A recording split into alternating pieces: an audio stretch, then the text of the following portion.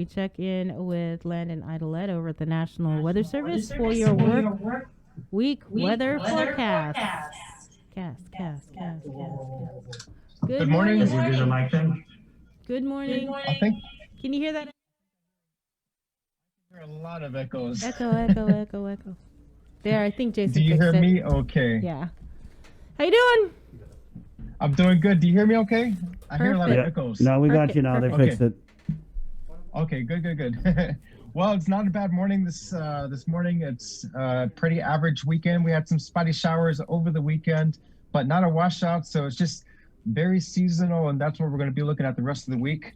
So before we go to the slides, Jason, let me show you my animations over here. And really, the only exciting thing that happened this morning was 747 UPS flight took out, just went right down the runway, taking off from Guam. So that was a nice little viewing this morning. So out there in the region, not bad. Lots of dry air, just some spotty clouds, and maybe a few light showers within range of the Mariana Islands.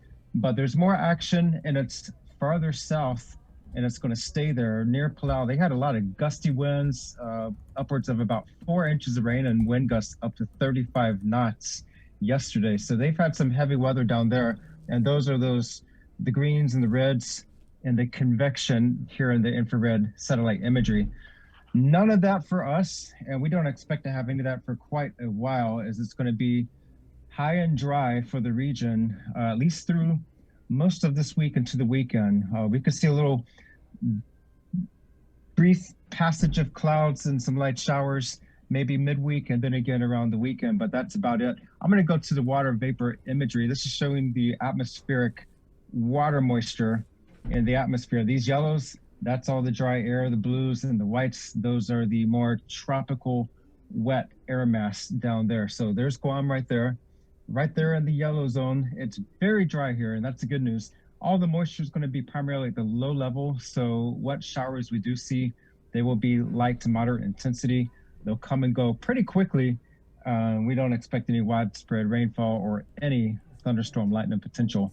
I will show you this model. I don't always like to show the models on the weather broadcast here, but this is a 10-day rainfall total. This is the American forecast model.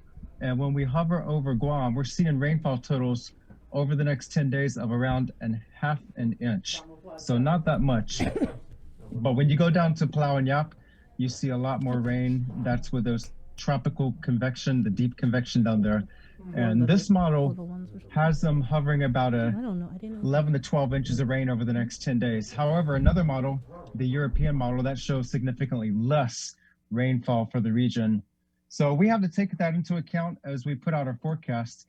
But for us, very dry. So go ahead into the slides, Jason, and we're going to start going through this. So the headlines this morning, it's not bad this morning. We have a high risk of rip currents along east-facing reefs. That's through Wednesday night, as we have that trade wind swell continue across the region.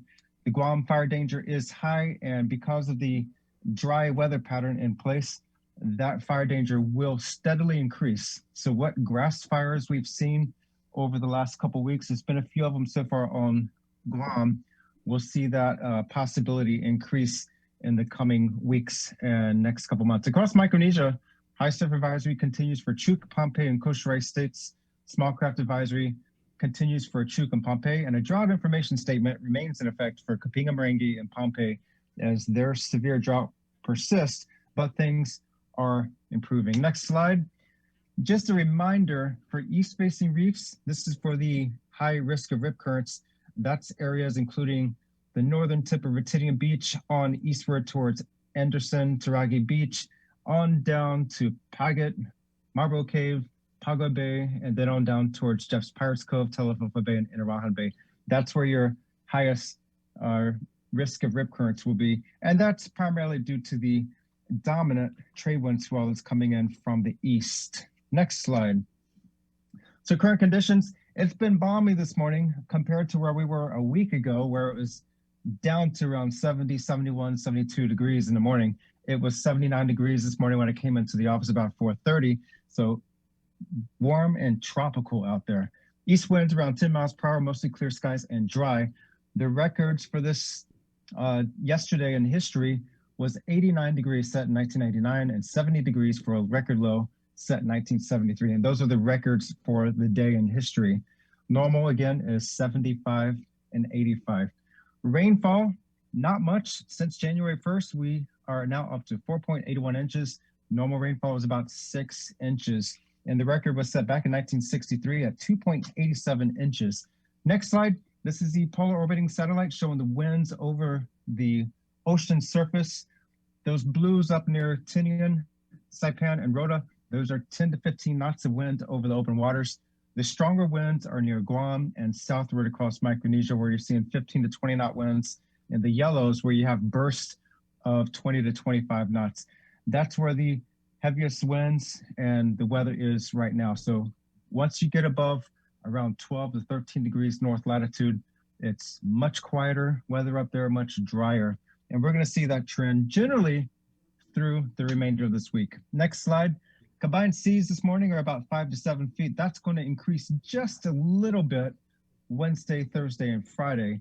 And that's a component of an east trade wind swell at 4 to 6 feet and north swell 3 feet. That will be declining. So when we look at this plot here on the left, this is a much better scenario than what we were looking at a week ago. The seas are much more calm and more tame in the week ahead. And so this morning, we're going to see things continue through the week. The next slide, this is the latest drought map for the region. We do have D0 or abnormally dry conditions setting up across the CNMI. We're going to see those conditions gradually deteriorate as far as drought is concerned across the CNMI and then eventually into Guam in the coming weeks as the rainfall remains limited. Farther to the east, moderate drought is in place across Wilkie and Kwajalein Islands and the Marshall Islands, and that's going to probably intensify also for the northernmost islands of the Marshall Islands, whereas the rain is primarily south of 10 degrees north latitude. And then in Kapinga-Marangi down to the south, their condition has improved from exceptional to now extreme drought, as they have had some showers. That's the good news for them. And it's about 200 people that live down there on that atoll. So they've been having some critical needs for as far as water relief in the last several months. And so luckily for them, things are improving. The next slide, the week ahead. Today, mostly sunny, slight chance of showers, not bad. East winds at 10 to 20 miles per hour, combined seas 5 to 7 feet. And on the water, east winds at 15 knots. The surf, it is east at 79 feet. That's a high risk of rip currents once it hits about 9 feet. Elsewhere, the surf is lower. The north is at 3 to 5 feet. Midweek, we're looking at partly cloudy conditions and isolated light showers through midweek. But there's going to be little periods where you're going to have more clouds than not, and maybe a few more showers. But overall, not a bad week. East winds at 10 to 20 miles per hour. And then for the weekend, more of the same, partly cloudy with isolated showers. We could see another weak shear line drop down over the islands around Sunday, but the model signature for that is very weak at this time. Out on the tropics, no concerns here in our region, but there are some systems down in the southern hemisphere. Of course, anything south of the equator is no threat for us, so no concerns there. And the next slide, if you're following trends, the annual holidays, well, Friday was a special day for us forecasters. It was National Weather Person's Day, so I want to thank everybody for all the, the gifts were just phenomenal. All the, well, what did we get here? I don't know what we got, but I'm sure there's coffee around here somewhere. So thank you for the coffee. And we never turn down a good batch of coffee because we are 24/7 always watching things in the region. So yeah, happy National Weather Person's Day. And if you want to join us weather folks, join the Weather Ready Nation. This has been a major outreach program of ours out of this office. It's an agency-wide program with the National Weather Service. And this is one that we take to heart as far as getting out to the community and building these partnerships. So if you want to join the Weather Ready Nation, send me an email at marcus.aydlett@noaa.gov. And these are for organizations, groups, offices, especially our elected officials. We want to partner up with you as far as outreach, weather awareness, to help build a more weather-ready and resilient community across Guam and the larger region. And then the next slide, I know it's Super Bowl Monday. Well, I have to look at the barbecue. And so you can flip back to my camera, Jason. I did a Google search this morning, who has the best barbecue? And honestly, it's hands down Kansas City. The gooier and the saucier the barbecue, the better. And that's what I strive for. I've been to Kansas City. That's where our central headquarters, central region headquarters for the National Weather Service, that's where they're located. And that's where also the National Weather Service Training Center is located. And let me tell you what, they have some fantastic barbecue. Over here, the Tampa, not so much on the barbecue. I guess they have more like tropical foods, but I got to go back to Tampa, Kansas City. That's where the barbecue is. And one of my favorite tools, I know a lot of people like to joke about weather and stuff. It was also February 2nd was Punxsutawney Phil, the Groundhog's Day. Did he see a shadow or not? Well, one of my tools is the Magic 8-Ball. And so I have a couple friends that like to pick on me because I am a weatherman. And they want to give me a weather ball. So let me check the Magic 8-Ball and we'll see who's going to win the game this morning. So, will Kansas City win the game? Concentrate and ask again. Let's see. Will Kansas City win the Super Bowl? My sources say no. Oh, yeah. You know, Landon, that was interesting how you said that the National Weather Service's headquarters is in Kansas City, because you just being like a weather connoisseur, I would have assumed that you would have been all about Tampa just because of, you know, the climate there, how much lightning they get all the time and everything like that. So I would think that'd be, you know, heaven on earth for you. Yeah, I guess in Kansas City you have the convective outbreaks, the severe thunderstorm, the supercells, and the tornadoes. Yep. But really, I do like the tropical moisture better in Florida, the lightning capital of the world. And so when it comes to that weather pattern, I favor Florida, especially once you get down to Interstate 4 and south of the Interstate 4 corridor through Central Florida. That's perfect for me. Very nice. So you heard it there from the guy himself and his Magic 8-Ball. Right on. Personally, I think it's going to be Kansas City. Okay, so you're going against the 8-Ball. Gotcha. Thanks, Landon. And happy National Weather Person's Day. Yeah, man. Thank you.